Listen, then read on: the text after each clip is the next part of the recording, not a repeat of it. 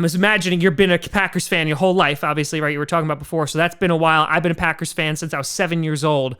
We haven't spent like that in free agency in quite some time. And now I think, there's a little bit of that itch that Packers fans are being like, oh man, we went so long without spending in free agency. Now that we did it and look how successful we were, I want more of that. And I feel like you're starting to see some of that from the fan base of like, this is why we want to go after some of these big name guys.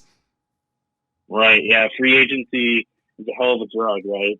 Yes. We didn't have it for so long, and the fans were almost begging for it, and then we got it in spades last offseason. Yes. And this offseason things are going to be a little bit tighter. Doesn't mean they can't make some moves and dip their toes in a little bit more, but they're not going to do the full cannonball off the diving board this season, I don't think. Yeah, and so to get into that, I mean, you've posted a whole lot on Twitter, and which if you haven't, the link is in the description down below to go check out Ken's Twitter to see what we're talking about. That obviously there's some moves that the Packers can make, whether it's releasing some guys like Brian Bulaga or Jimmy Graham, or even like Lane Taylor, and you're talking about then potentially being able to go after some of the big guys. I mean, Brian Gutekunst has talked about, potentially going after guys like Corey Littleton, who are obviously going to cost around something where like $12 million a year, I think the last time I saw was his estimated contract.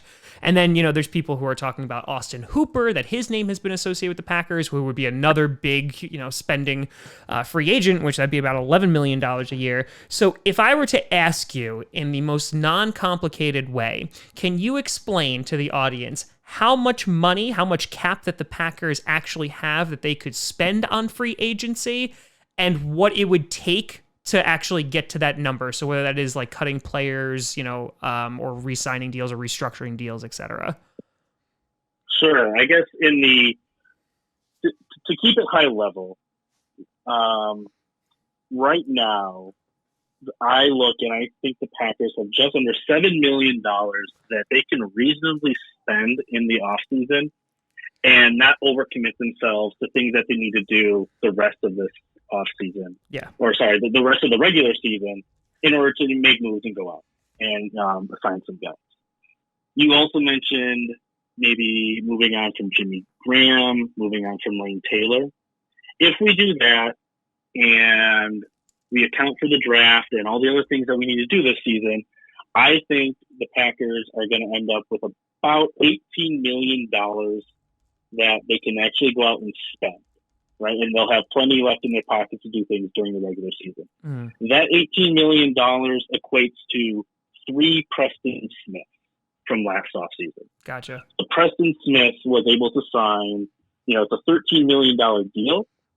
But the way the Packers like to structure it, where they kind of can push some money off to the future, it only cost them $6 million, for the salary cap accounting tricks. Guys like myself who can structure things this way or know how to structure things this way. Preston Smith came out to be $6 million. So I like to look at it as for 2020, if they move on from Graham and they move on from Taylor, they've got 3 Preston Smiths worth of money to play with. Gotcha. So go ahead.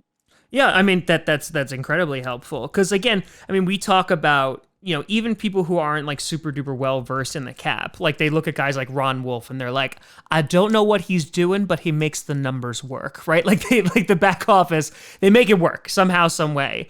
And I think that, when you're talking about, like, the free agency in particular, especially when you start looking at like those day one guys, like they're the ones who are going to cost a ton of money, in terms of like, 3 to 4 year contracts, but you're looking at like $12 million, what have you. But as you were just talking about with Preston Smith, he can sign for a lot of money. However, that money is not necessarily coming out from this year's because you can restructure the money in a way where it doesn't hurt as bad, at least, immediately.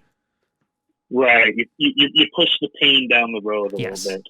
And especially now in an environment where if a new CBA gets signed, where the salary cap can rise significantly in the next couple of years, the amount of budget that the teams can play with can go up just astronomically in future years. It's smart to structure those deals that way, where they're small up front and they get bigger as time goes on. Now, So we were talking about guys like Jimmy Graham and Lane Taylor, and so if they, are dust in the wind and they wind up going away, there has obviously been talks, there's like rumors, but it's all rumors at this point, about Brian Bulaga and re-signing him. If the Packers were to re-sign him, if I'm not mistaken, you estimated what, about like $10 million, I think, if I'm not mistaken, in like one of your projections with your cap. Yeah, I think it'll be more like, I have a scenario out there where it's 3 years, 35 million, and that's about 11.67 per year. Gotcha. For Bulaga, if they were wanting to, that's at least a starting point that I could see. It could go up, it could go down, but that's just kind of a reasonable number I was able to kind of put together.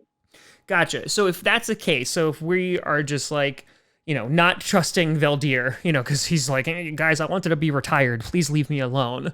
Like, if we wind up just, move, or if we wind up getting Bulaga, we wind up re-signing him, how much wiggle room does that leave for us left to potentially go after some guys in free agency? Like, does that drastically diminish our, I guess, mobility within free agency? Well, I've always kind of had the opinion, looking at the cap situation, looking at the guys who are rumored to kind of go to the Packers. I think that the Packers are going to decide what they're going to want to do with Bulaga first, and then that kind of opens the door for the rest of their decisions. Mm-hmm. I've always said that I think that they can sign two kind of bigger names, so two Preston Smiths type of contract, and Brian Bulaga would be, the equivalent of a Preston Smith, right? So if you sign Bulaga, that means that maybe you can sign one more guy that, whether it's a Littleton, whether that's a Hooper, whether it's a wide receiver that's on the market that people like. Sure. And then that last, I said that they can have $18 million, which I equate to 3 Preston Smiths. That last Preston Smith can be kind of divvied up multiple ways. That could be maybe like a Mercedes Lewis coming back, maybe a Tramon Williams coming back, where a few of those guys add up to that total cost. So I think two bigger contracts is going to be a reasonable move this offseason.